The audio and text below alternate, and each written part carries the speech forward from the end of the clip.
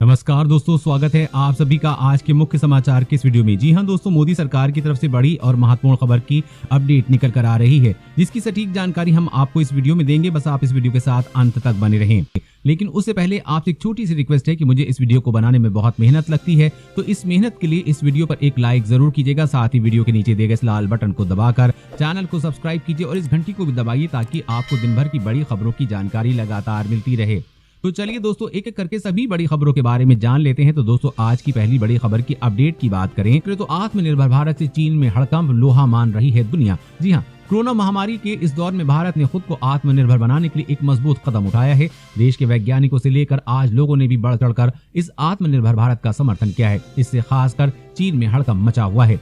एक ताजा रिपोर्ट के मुताबिक ये आत्मनिर्भर भारत का ही फल है कि भारत ने दुनिया की सबसे सस्ती कोरोना वैक्सीन बनाई है। इस वैक्सीन का पूरी दुनिया लोहा मान रही है। दुनिया के करीब 12 से भी ज्यादा देश भारत से कोरोना वैक्सीन की मांग कर रहे हैं। वहीं चीन ने जो कोरोना वैक्सीन बनाई है वो फेल होती आ रही है। साथ ही साथ इस वैक्सीन की मांग भी पाकिस्तान को छोड़कर दुनिया के किसी देश में नहीं हो रही है। दुनिया के कई देश चीनी वैक्सीन लेने से भी इनकार कर रहे हैं। इससे चीन की बोलती बंद हो गई है। बता दें कि आत्मनिर्भर भारत कैंपेन की शुरुआत होने के बाद भारत में चीनी सामान की बिक्री में भी कमी आई है। ज्यादातर लोग अपने देश में बने सामान को लेना पसंद कर रहे हैं। आने वाले दिनों में ये कैंपेन चीन जैसे देशों के लिए बड़ी परेशानी लेकर आएगा। वैसे दोस्तों, आप चीनी सामान का बहिष्कार करते हैं या नहीं, नीचे कमेंट करके जरूर बताइए। और अगली बड़ी खबर की बात करें तो इन राज्यों में पड़ेगी भीषण ठंड। यहाँ 3 दिन होगी भारी बारिश, अलर्ट हुआ जारी। जी हाँ, देश के कई राज्यों में कड़ाके की ठंड पड़ रही है, तो वहीं कई इलाकों में बारिश से जनजीवन अस्त व्यस्त है। उत्तर भारत के लोगों को ठंड से राहत मिलने की संभावना कम है। मौसम विभाग के मुताबिक उत्तर पश्चिमी हवाएं चल रही हैं, जिसकी वजह से आने वाले दिनों में तापमान 2 से 4 डिग्री सेल्सियस की और गिरावट हो सकती है। पहाड़ों पर बर्फबारी में थोड़ी कमी हुई है, लेकिन मैदानी इलाकों को शीतलहर ने अपनी चपेट में ले लिया है। दिल्ली में बीते कई दिनों से लगातार तापमान में गिरावट देखी जा रही, तो वहीं दक्षिण भारत में उत्तर पूर्व मानसून के चलते कई राज्यों में आने वाली 3 से 4 दिनों तक बारिश हो सकती है।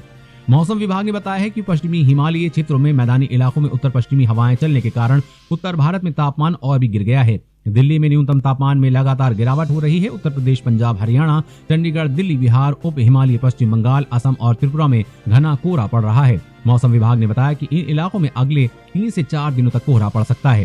और अगली बड़ी खबर की बात करें तो घर में रखी हुई पुरानी गोल्ड ज्वेलरी बेचना पड़ेगा महंगा, सरकार बदलने जा रही है नियम। जी हां, पुराने सोने के आभूषण या सोना बेचने पर मिलने वाली राशि पर आने वाले समय में 3% जीएसटी चुकाना पड़ सकता है। आगामी जीएसटी परिषद की बैठक में इस पर फैसला हो सकता है। हाल ही में राज्यों के वित्त मंत्रियों की एक समूह में पुराने सोने और आभूषणों की बिक्री पर 3% माल एवं सेवा कर यानी कि जीएसटी लगाने के प्रस्ताव पर लगभग सहमति बन गई है। नई व्यवस्था लागू होने के बाद अगर कोई जौहरी पुराने आभूषण आपसे खरीदता है तो वो रिवर्स शुल्क के रूप में 3% जीएसटी आपसे वसूलेगा। आप 1 लाख रुपए के पुराने आभूषण बेचते हैं तो जीएसटी के रूप में 3000 रुपए काट लिए जाएंगे। वहीं अगर कोई ज्वेलर्स बिना जीएसटी के सोने के गहने खरीदता है तो उसे सजा भी हो सकती है। और अगली बड़ी खबर की बात करें तो भारत चीन विवाद पर राजनाथ सिंह बोले, सेना ने देश का सिर गर्व से ऊंचा किया। जी हां, उत्तर प्रदेश की राजधानी लखनऊ पहुंचे रक्षा मंत्री राजनाथ सिंह ने भारतीय सेना की जमकर तारीफ की। उन्होंने कहा कि भारत चीन विवाद के वक्त भारतीय सेना के काम ने देश का मनोबल बढ़ाया है। वहीं उन्होंने कोरोना वायरस महामारी और टीकाकरण कार्यक्रम समेत कई मुद्दों पर बात की है। बीते गुरुवार को भी सिंह ने पड़ोसी मुल्क चीन को इशारों में चेतावनी दी थी कि लखनऊ स्थित सेंट्रल कमांड हेडक्वार्टर्स में नए अस्पताल के शिलान्यास में पहुंचे राजनाथ सिंह ने मंच से भारत चीन विवाद का जिक्र किया। उन्होंने कहा कि भारत चीन विवाद के समय भारतीय सेना की तरफ से किए गए सराहनीय काम ने देश का मनोबल बढ़ाया है। उन्होंने कहा कि सेना ने देश का सिर गर्व से ऊंचा कर दिया है। इस कार्यक्रम में उनके साथ राज्य के मुख्यमंत्री योगी आदित्यनाथ और सेना प्रमुख MS नरवणे भी मौजूद थे। और अगली बड़ी खबर की बात करें तो सड़कों पर नहीं दिखेंगी पुरानी गाड़ियां। पुरानी गाड़ियों को नष्ट करने की सरकार ने दे रही है मंजूरी। जी हां, केंद्रीय राज्य परिवहन एवं राजमार्ग मंत्री नितिन गडकरी ने बताया है कि 15 साल से पुराने वाहनों को नष्ट करने की वाहन परिमार्जन नीति को बहुत जल्द सरकार की हरी झंडी मिल जाएगी। केंद्र सरकार ने इलेक्ट्रॉनिक वाहनों को बढ़ावा देने के लिए 26 जुलाई 2019 को मोटर वाहन नियमों में संशोधन का प्रस्ताव दिया था, जिसके तहत 15 साल से पुराने वाहनों को नष्ट करने का नियम था। इस नियम के तहत 15 साल से पुरानी कार, ट्रक और बसों को नष्ट किया जाएगा। केंद्रीय परिवहन मंत्री नितिन गडकरी ने कहा कि जल्द ही इस प्रस्ताव को मंजूरी मिल जाएगी, क्योंकि देश में 15 साल से ज्यादा पुरानी गाड़ियों की संख्या बढ़ती जा रही है, जिससे देश में प्रदूषण का खतरा भी बढ़ता जा रहा है। इसलिए देश भर में जितनी भी पुरानी गाड़ियां हैं उन्हें नष्ट कर दिया जाएगा और इन गाड़ियों को सड़क पर चलाने की इजाजत नहीं होगी। और अगली बड़ी खबर की बात करें तो रिश्वत लेते हुए तहसीलदार गिरफ्तार, पैसे इतने की नोट गिनने के लिए मशीन मंगवानी पड़ी। जी हां, तेलंगाना में एंटी करप्शन ब्यूरो ने बड़ी कार्रवाई की है। यहां पर एक तहसीलदार को 1.10 करोड़ रुपए की रिश्वत लेते पकड़ा गया है। आरोपी का नाम ई बालाराजू है। वो किसारा का तहसीलदार है। आरोप है कि तहसीलदार ने 28 एकड़ जमीन से जुड़ी फाइल को पास करने के बदले ये रिश्वत मांगी थी। एसीबी ने तहसीलदार के साथ ही देहात राजस्व अधिकारी बी साई राज और रियल एस्टेट एजेंटों को भी छापे के बाद हिरासत में लिया है। तहसीलदार के घर से जब्त हुई रकम इतनी ज्यादा थी कि उसे गिनने के लिए एसीबी अधिकारियों को मशीन मंगवानी पड़ी। दोस्तों, ऐसे लोगों के साथ क्या करना चाहिए जो रिश्वत लेकर देश को अंदर से खोखला कर रहे हैं? नीचे कॉमेंट करके जरूर बताइएगा। और अगली बड़ी खबर की बात करें तो पाकिस्तान अभी तक नहीं कर पाया कोरोना वैक्सीन का बंदोबस्त। कोई कंपनी टीका देने को तैयार नहीं। जी हाँ, भारत में दुनिया का सबसे बड़ा टीकाकरण अभियान शुरू हो चुका है। वहीं हमारे पड़ोसी मुल्क पाकिस्तान में अब तक कोरोना वैक्सीन का प्रबंध भी नहीं हो पाया है। इतना ही नहीं, पूरे विश्व में कोई भी कंपनी पाकिस्तान को वैक्सीन देने के लिए तैयार नहीं है। मीडिया रिपोर्ट के मुताबिक पूरी दुनिया के कई देशों ने कोरोना संक्रमण से निपटने के लिए टीकाकरण कार्यक्रम शुरू कर दिया है, जबकि पाकिस्तान के लिए वैक्सीन का इंतजाम करना ही दूभर हो गया है। पाकिस्तान ने अब तक कोरोना वायरस की वैक्सीन लगाने के लिए कोई फाइनल ऑर्डर नहीं दिया है और न ही किसी वैक्सीन मैन्युफैक्चरर ने वैक्सीन की आपूर्ति के लिए पाकिस्तान के आग्रह को स्वीकार किया है।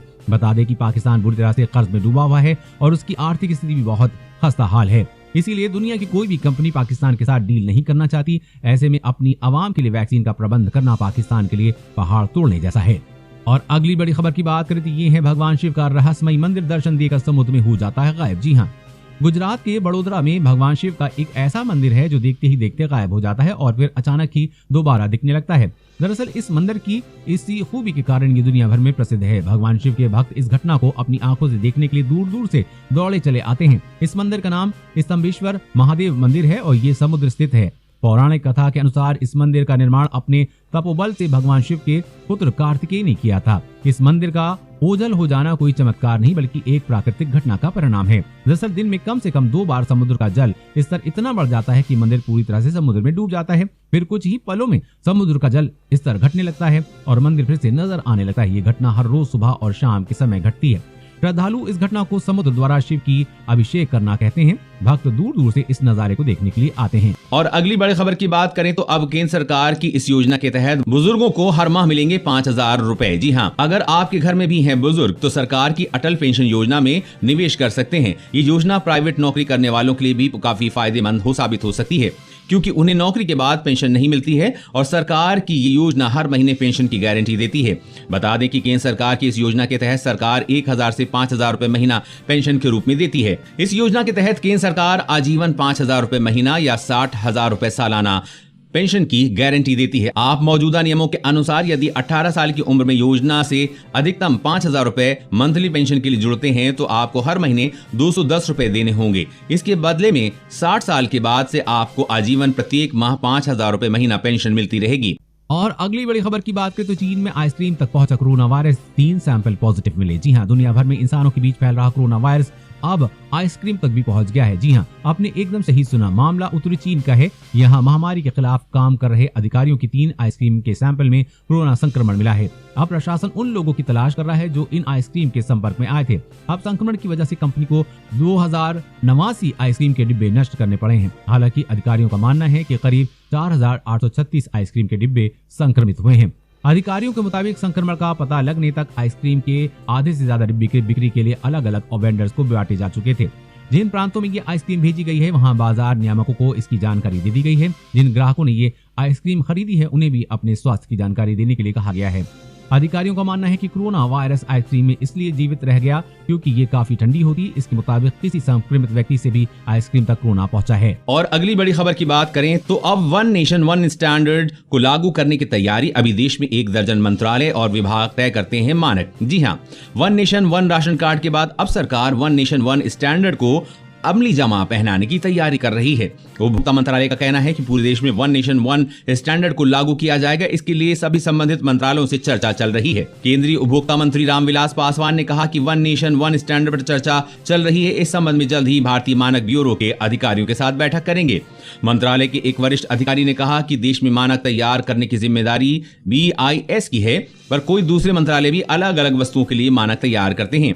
हमारी कोशिश है कि संबंधित मंत्रालय अपने अपने मानक तैयार करें, पर उन मानकों को अधिसूचित करने की जिम्मेदारी BIS निभाए। भारतीय मानक ब्यूरो 20,000 से अधिक मानक बना चुका है। दोस्तों आज की खबरों में बस इतना ही। इसी तरह हर रोज काम की खबरें जानने के लिए आप हमेशा हमारे साथ जुड़े रहें। हमारे साथ जुड़ने के लिए वीडियो के नीचे दिए गए इस लाल बटन को दबाएं और साथ ही इस घंटी को भी दबाइए ताकि आपको हर खबर की सटीक जानकारी मिल सके। जय हिंद, धन्यवाद।